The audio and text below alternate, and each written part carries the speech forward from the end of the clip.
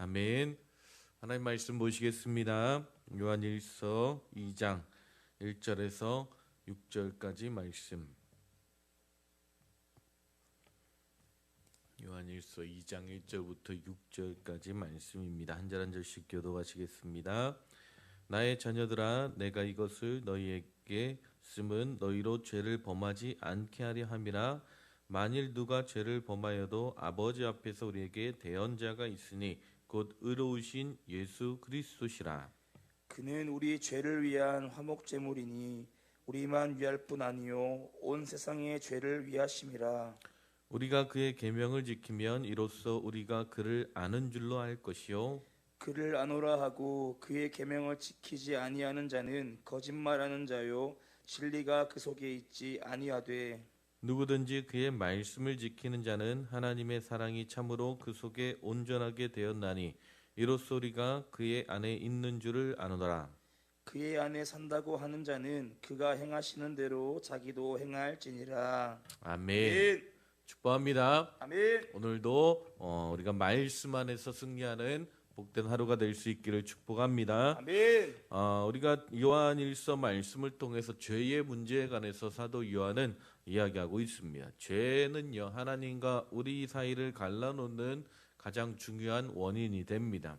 이사야서 59장 2절에 보게 되면 오직 너희 죄악이 너희와 너희 하나님 사이를 갈라놓았고 너희 죄가 그의 얼굴을 가리어서 너희에게서 듣지 않게 함이니라 라고 말씀하고 있습니다. 우리와 하나님의 사이가 멀어진 이유는 바로 죄 때문이라는 거예요. 뿐만 아니라 죄는 우리가 아무리 기도해도 그 기도가 응답되지 않도록 가로막는 장벽과 같이 됩니다. 시편 66편 18절에 보게 되면 내가 나의 마음에 죄악을 품었더라면 주께서 듣지 아니하시리라 라고 말씀하고 있어요. 여러분, 우리의 기도가 주님의 보좌 앞에 상달되지 않는 이유는 우리의 죄가 그 기도를 가로막고 있기 때문이다라고 말씀하고 있는 것입니다. 이렇게 죄는요, 우리의 삶을 끊임없이 파괴의 자리로 이끌 뿐만 아니라 죄는 우리가 어떻게 보면 우리의 영혼을 지옥으로 이끌어가는 가장 중요한 원인이 되는 것이죠. 요한일서를 쓴 이유는요, 바로 이러한 죄를 범하지 않게 하기 위함이다라고 오늘 사도 요한은 이야기하고 있습니다. 1절 말씀을 다시 한번 보면 나의 자녀들아, 내가 이것을 너희에게 쓰면 너희로 죄를 범하지 않게 하려 함이라 라고 말씀하고 있습니다. 아멘. 아멘. 여러분, 우리 인생 가운데 죄를 안 짓는 것이 얼마나 중요한 문제인지 모릅니다. 우리가 예수 믿고 구원받았기 때문에 천국 간다고 안심할 수 없는 것입니다. 물론 우리가 구원받은 자로서 이 죄의 문제가 해결되었고 천국에 갈 수 있습니다. 그렇다고 이제 죄를 지어도 괜찮다는 뜻은 아니라는 거예요. 사실 어떻게 보면 우리 예수 믿는 사람도 전혀 죄를 안 지을 수는 없죠. 우리 연약하고 우리가 가지고 있는 죄성 때문에 어떻게 보면 우리가 하나님의 성령 받고 구원을 받고 하나님의 은사를 받았음에도 불구하고 십자가 앞에서 죄사함의 은혜를 받았음에도 불구하고 이 죄의 문제가 여전히 우리의 삶 가운데, 이 죄와의 싸움이 우리의 삶 가운데 남아있음을 보게 됩니다. 하지만 우리는 여기서 믿는 사람의 죄와 믿지 않는 사람이 짓는 죄의 차이를 알아야 합니다. 자, 예수 믿지 않는 사람이 죄를 지면 어떻게 합니까? 그 죄의 문제를 해결할 방법이 없습니다. 왜냐하면 그들 안에 예수가 없기 때문입니다. 예수가 없다라는 것은 보혈이 없다라는 것입니다. 반대로 예수 믿는 자들은요, 죄를 지어도 그 안에 보혈이 있기 때문에 회개하는 자는 누구든지 죄사함을 받을 수 있습니다. 아멘. 아멘. 자, 그러면 좀 더 나아가서 예수 믿는 사람에게 죄 짓는 것과 죄를 안 짓는 것의 차이는 무엇일까요? 자, 우리 믿는 자들이 죄를 자꾸 지으면 어떻게 됩니까? 믿는 사람이라 할지라도 구원의 감격과 기쁨과 확신이 점점 사그러들게 됩니다.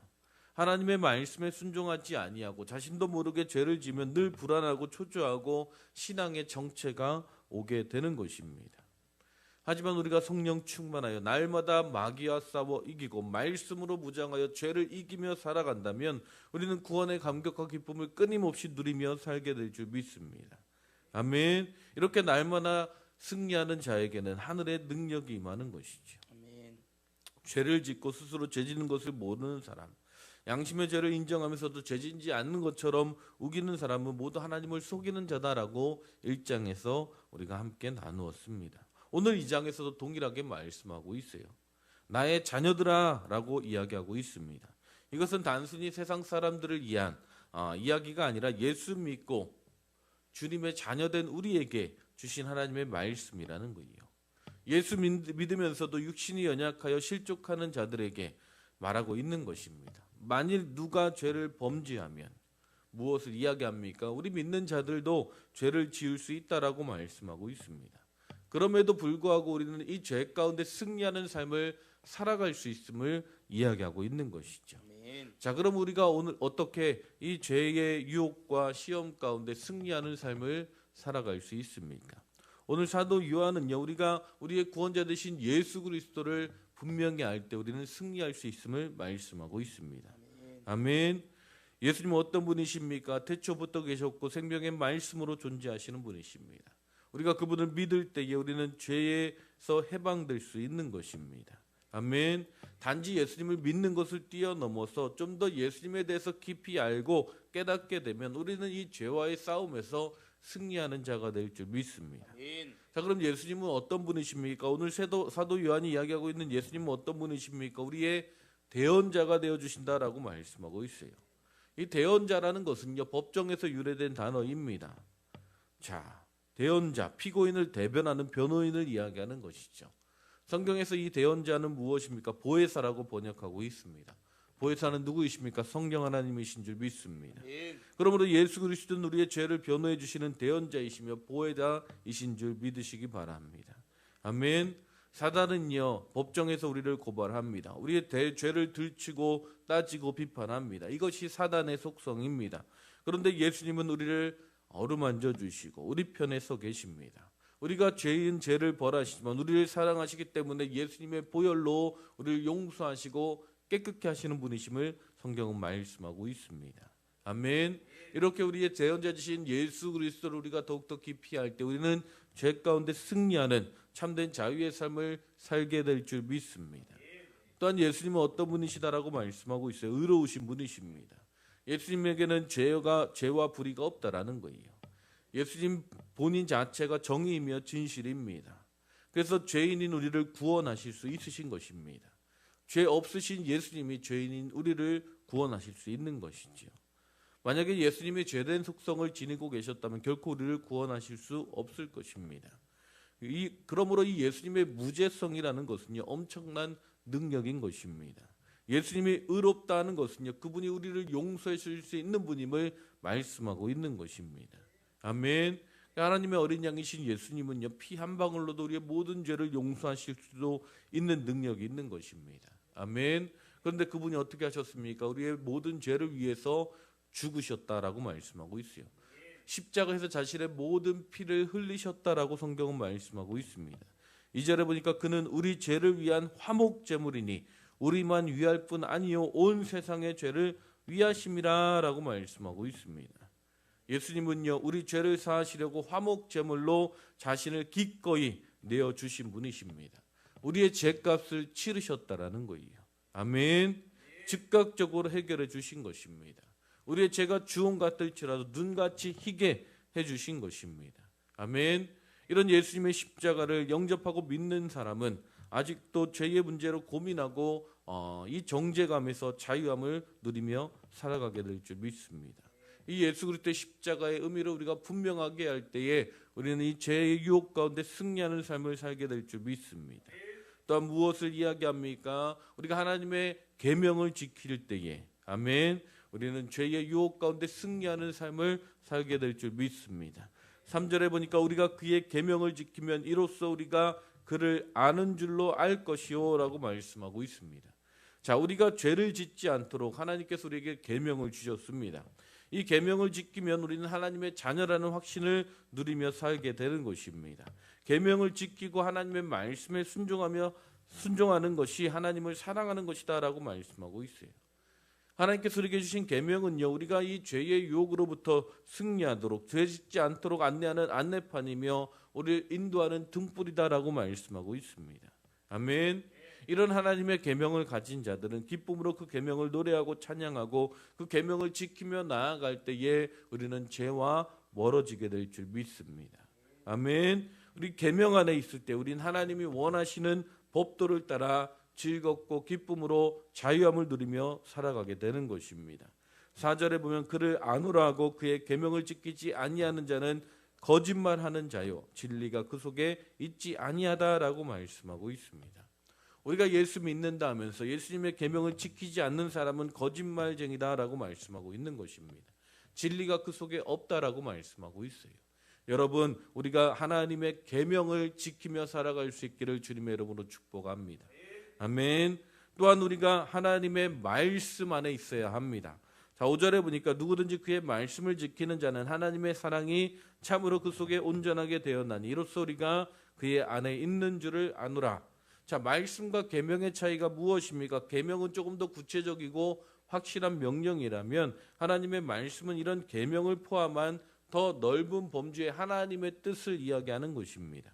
아멘. 그래서 우리 신앙의 첫 단계에서는 분명한 계명이 필요합니다. 하지만 우리의 신앙이 성숙해질수록 하라 하지 말아라는 그런 계명을 단순히 따르기보다는 하나님을 사랑함으로 하나님의 말씀, 하나님의 뜻을 쫓아 살아가게 된다라는 거예요. 아멘. 그래서 하나님의 말씀 안에 거하는 삶을 살게 되는 것입니다. 시편 기자의 고백을 보게 되면요, 시편 119편에 보게 되면 11절에 내가 주께 범죄하지 아니하리 하여 주의 말씀을 내 마음에 두었습니다라고 고백합니다. 아멘. 43절에도 진리의 말씀이 내 입에서 조금 더 떠나지 말게 하소서 내가 주의 규례를 바랬으며 57절에 여호와는 나의 분기시니 나는 주의 말씀을 지키리라 하였나이다. 115절 116절에 나의 행악자들이여 나를 떠날지어다 나는 내 하나님의 계명들을 지키리로다. 주의 말씀대로 나를 붙들어 살게 하시고 내 소망이 부끄럽지 않게 하소서. 148절에도 주의 말씀을 조용히 읊조리려고 내가 새벽녘에 눈을 떴나이다. 아멘. 하나님의 말씀을 지키기에 하나님의 말씀이 너무 좋아서 한밤중에 벌떡 일어나서 말씀을 읽고 묵상하고 말씀을 사모한다라는 거예요. 아멘. 이런 사모함이 오늘 우리 안에 있기를 주님의 이름으로 축복합니다. 131절에 내가 주의 계명들을 사모함으로 내가 입을 열고 헐떡였나이다. 아멘. 헐떡이다라는 것.